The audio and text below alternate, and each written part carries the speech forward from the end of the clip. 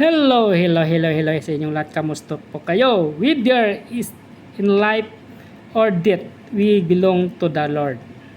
Sa buhay o sa kamatayan, tayo ay sa Panginoon.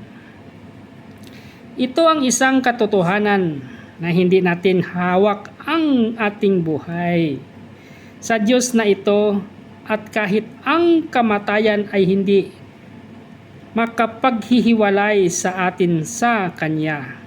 Sa Romans chapter 8 verse 38 to 39, kaya huwag tayong mamuhay sa takot o pag-alinlangan dahil tayo'y hawak ng Diyos sa bawat yugto ng ating buhay. Ano pa ang sabi niya dito sa Romans chapter 14 verse 8? Kung tayo'y nabubuhay tayo para sa Panginoon, at kung tayo'y namamatay tayo para sa Panginoon. Ayan, ang ganda. Salamat sa Diyos sa kanyang mensahe, sa kanyang salita sa araw na ito. At ingat po lagi at ugaliin lagi nating manalangin sa Kanya.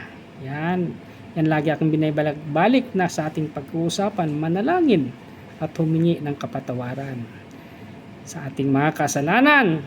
God bless us all. Thank you for watching.